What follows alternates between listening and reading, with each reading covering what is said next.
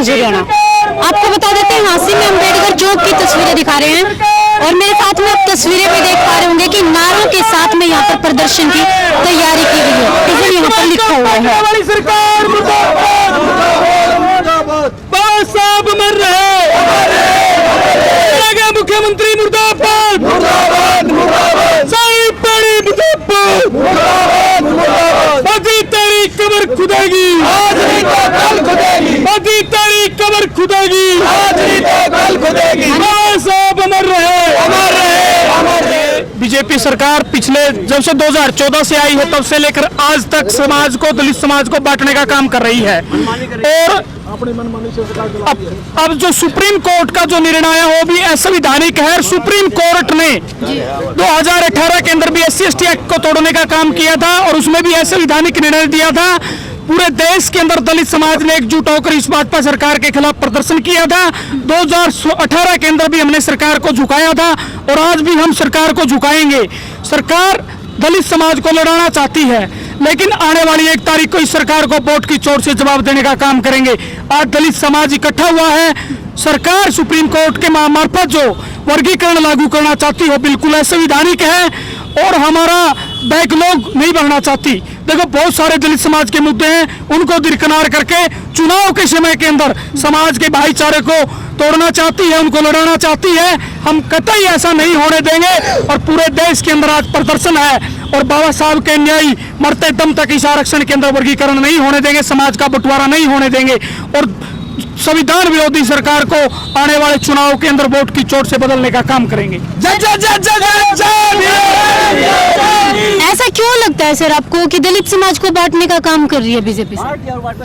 देखिए, supreme court कौन होती है? बाबा साहब द्वारा दिए हुए पुनः पैक्ट के रिजर्वेशन को बांटने वाली कि कोटे के अंदर कोटा हो सकता है। ये समाज को बांटने की नीति है और बीजेपी सरकार ने जो है ना आचार संहिता 16 तारीख को लगी थी।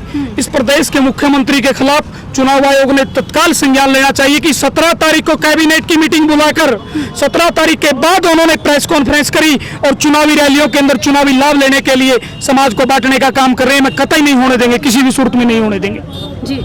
क्योंकि 17 तारीख को नायब सिंह सैनी आए थे हांसी में, वहाँ पे भी हमारा समाज शायद काफी मात्रा में एकत्रित था। क्या यहाँ पर एकत्रित है या फिर वहाँ पे संगठित है? देखो जी, समाज में कुछ हिस्सा तो ऐसा है, थोड़े बहुत लोग हैं जो इनकी चमचागिरी भी करते हैं।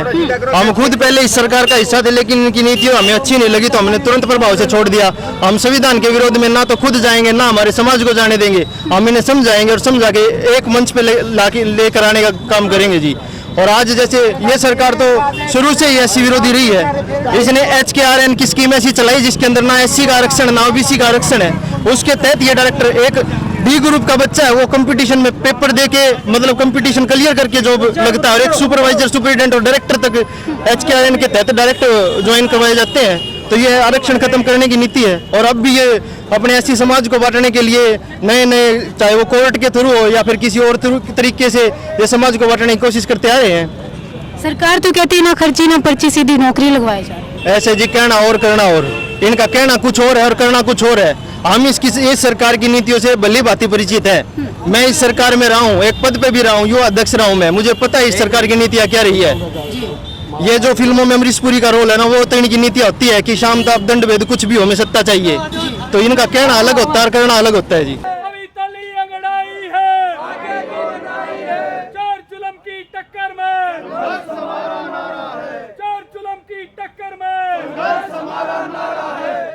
जब जुल्म करेगा सत्ता के गलियारों से, सपा गूंज उठेगा जय भीम के नारों से।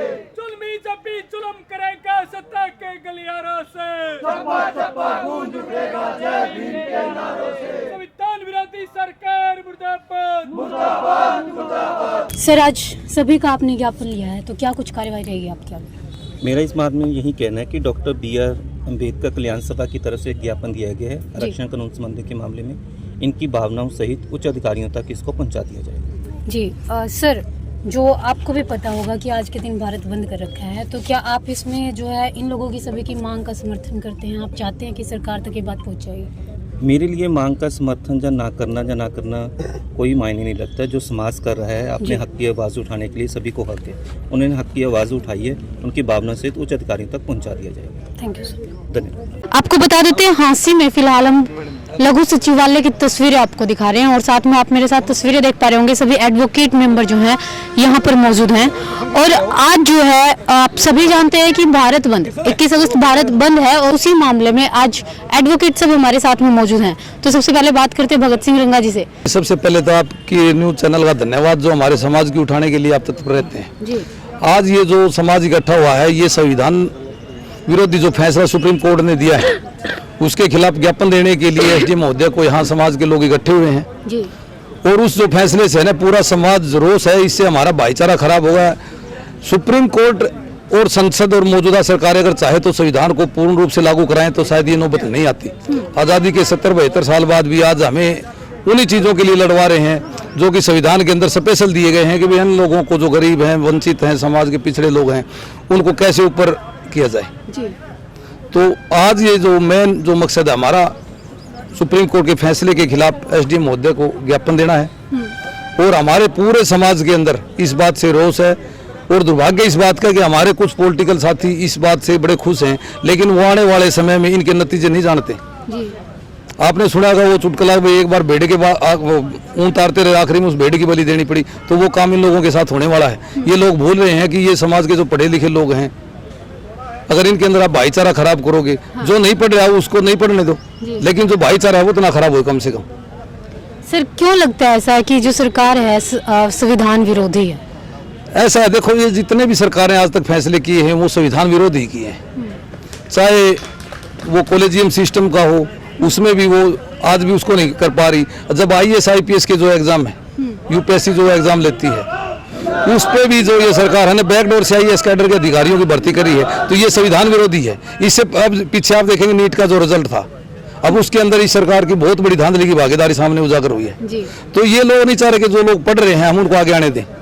ये वही जो झाड़ू वाली राजनीति के लेके आ रहे हैं, भाई गरीब आदमी के पीछे झाड़ू बनती रहे और ये उसी तरीके से काम करता रहे। प्रधानमंत्री ने तो मना कर दिया, हम ऐसा कोई भी जो आरक्षण में वर्गीकरण है ऐसा कोई फैसला नहीं लेंगे। मैं पूनम जी आपको बता दूं, प्रधानमंत्री ने वो कान कर दिया। किसी आदमी की जाड़ दुख रही थी, उसका कान का ऑपरेशन कर दिया, वो जाड़ को भूल जाएगा। जब क्रीमी लेयर की बात करें, आज 85 करोड़ की हिंदुस्तान की आबादी है जो आज 5 किलो राशन के ऊपर डिपेंड है और आप उसको क्रीमी लेयर का हवाला दे रहे हो, मैं उसको नहीं लूंगा। अरे वो तो ऑलरेडी है ही नहीं बेचारे। अगर वो क्रीमी लेयर में होते तो फिर उनको 5 किलो राशन की क्या जरूरत होती। अब क्रीमी लेयर की आड़ लेके वो उसको जो है ना फैसले को लागू करवा रहे हैं। मेन मकसद जो है ना, समाज तो ये विरोध ही नहीं कर रहा क्रीमी लेयर का, तो वो तो ये कह रहा है सुप्रीम कोर्ट का जो फैसला है वो असंवैधानिक है। अब आप भी समझदार पत्रकार बंधु, किसी समाज के बारे में फैसला उसी समाज के लोगों को लेने का अधिकार है, मेरा तो ये मानना है।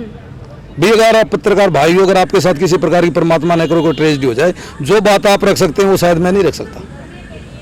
अब जिस समाज की आज ये बात करें, उस समाज के लोगों की भागीदारी कितनी उस फैसले के अंदर, जो कॉलेजियम सिस्टम था उसमें कितने जज थे उस समाज के, मैक्सिमम जज होते, फिर फैसला होता, फिर हम मानते उन्होंने बहुत बढ़िया किया। तो क्या चाहते हैं आज हमारे? हम ये चाहते हैं जो है संवैधानिक फैसला जो सुप्रीम कोर्ट का हुआ है इसको वापस लिया जाए और समाज और सरकार का जो है ना भाईचारा ठीक रहे। सरकार जो चाहती है भाईचारा खराब कर रहे हैं, वो भाईचारा खराब ना। हमारी तो इस ज्ञापन के माध्यम से ये फैसला वापस हो तुरंत प्रभाव से। और जो समाज के अंदर जो आज वर्गीकरण की बात जो कर रहे हैं वो गलत है। हम चाहते हैं हमारा भाईचारा खराब हो, देश में गृह युद्ध के हालात भी हो सकते हैं, क्योंकि 85% इस देश के अंदर SC-BC की भागीदारी है जी। और उसके अंदर कहीं ना कहीं मन में वो है एक दूसरे के प्रति रोष है। तो विपक्ष की बात कर रहे हैं, विपक्ष ने तो अभी तक इस बारे में कोई वो नहीं किया है। जो प्रतिमा की बात आप कर रहे थे, वो प्रतिमा बाबा साहिब की ऑलरेडी लगी हुई थी, सरकार की वो मनसा खराब थी इसलिए तो हटवाई। वो हमारे जो रावण भाई थे MP साहब, जिन्होंने वो बड़ा अपने उसके बलबूते पे उस प्रतिमा को लगवाने में पूरा योगदान दिया है, उसी के दम पे ये प्रतिमा लगी है। और उसने संसद में घुसने से पहले ये कही थी कि मेरा जो पहला कार्य है वो बाबा साहब की प्रतिमा को स्थापित करवाना है।